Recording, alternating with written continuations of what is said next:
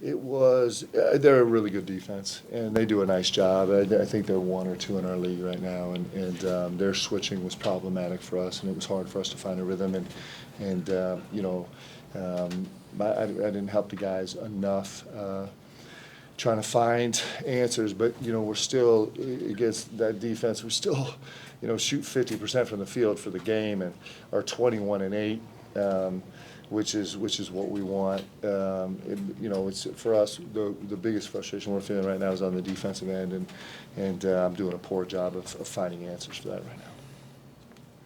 Ole Miss had 1 turnover. Can you ever remember being part of a game where the opposing team had just 1 turnover? I'm not sure. What do you think it was? That just good ball handling on their Well, part? no, Or it's just poor. lack of defense It's on poor. yours? Poor. My guys are playing hard. I'm doing a poor job with our team defensively right now, and that's it's a credit to Ole Miss, and it's a real issue for me, and I got to figure out how to help our team have more of a presence. Mark, did something happen there? No, I felt like we were trying to find a nice focus for us, and our guys do that consistently.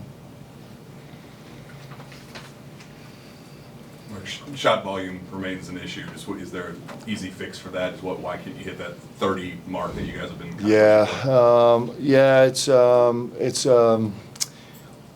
There's a bunch of things that are frustrating about that. One, it's credit to Ole Miss, of course, always first. 2, for us, it's a struggle to find ways to get downhill, and their switching defense contributes to that.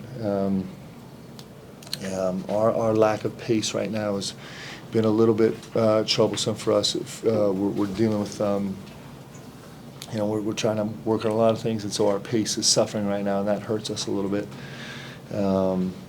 But yeah, that's certainly a sign of something we like to do better. With that said, I mean, we're really feeling the onus of issue right now is trying to figure out this defensive side of the ball. Mark, on the closeouts on threes, is it some of it scouting and guys just hitting shots that haven't been falling all year, or is it improvement needed on closeouts?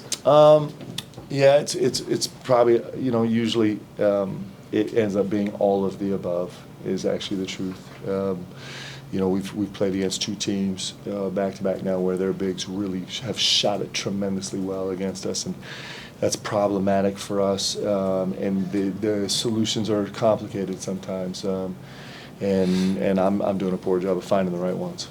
Mark, Chubbs and Cullum have obviously both played meaningful minutes in this little 3-game stretch here, but I mean, how big of an ask is that of them in this SEC to come in and play against these veteran players on these teams? They're really good players. Colin and Travis are really good players, and Trent also. And so it's they're really, really talented, good players, and certainly they don't have a ton of experience, but they're good players, and they're going to get better every single second they're out on the floor, and it's a little bit of a painful process for us right now, but that's growing.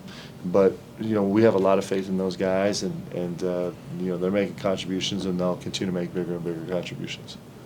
To take it from your vantage point, what do you feel like happened in the first half, and can you guys build off of what you did in the second half?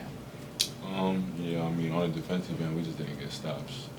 We have to be more destructive, and then we put up a fight in the second half, but we got to do that whole game. Can't just be by halves. Why is the urgency kind of not where it needs to be in the first half, and especially that last 10-minute segment to close out the first half?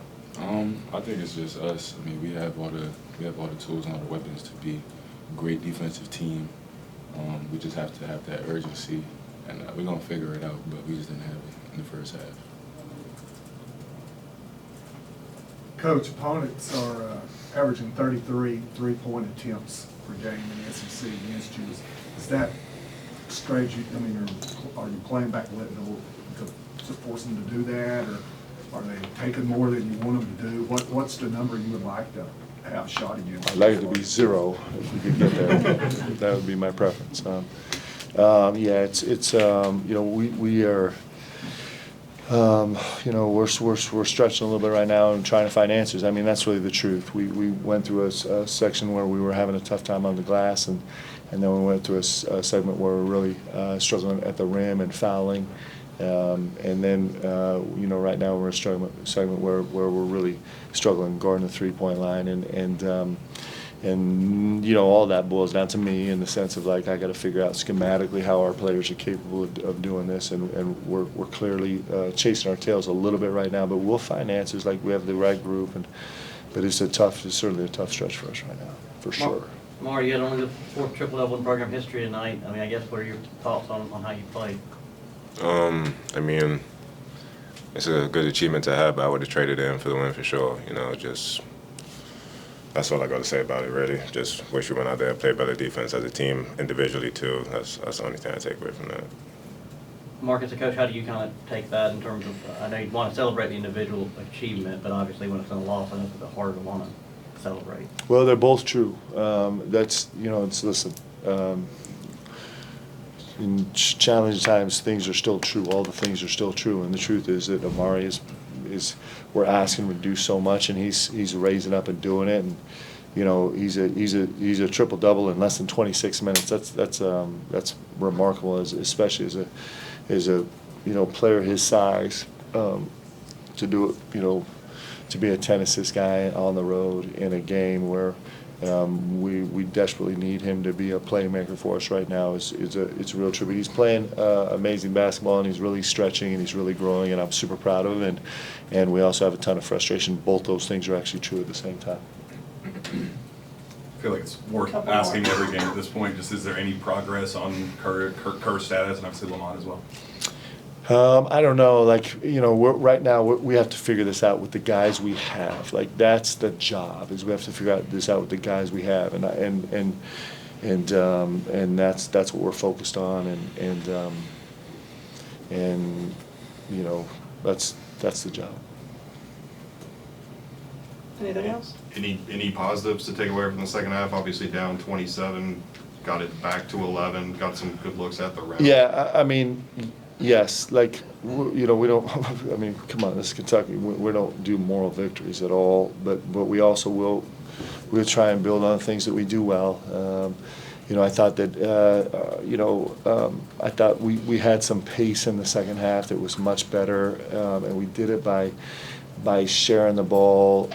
We did it, you know, we actually, you know, Ole Miss missed a couple shots for us, and so we got to get out in transition. That's really important. After make or miss, we got to find our way back into transition. That's really important for us. So that was a positive.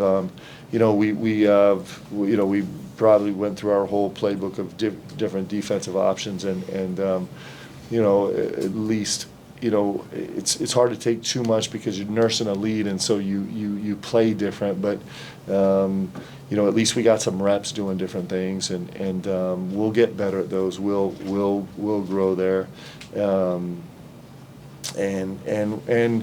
you know, it's you know, we have a resilient group, a group that cares, and this was one of those nights where you could just kind of have walked away, and our guys didn't do that, and that's clearly a standard that we'll never accept dipping below, but it's nonetheless, I'm proud of the guys for that. So you know, it's hard to find positives, but there are certainly some, and you know, we'll continue to expound on the things that the guys did well, but you know, we're in a tough spot right now as a team, and we're searching for answers, and you know, this is it's not going to get easier. This is the job, and I'm glad I get to do this with these guys, and we're going to go find answers, and we're going to have you know, unbelievable success as we go. But this is certainly a hard space for us right now. Thank you, everyone. Lawrence, thank you, Walter. For sure. Thank you.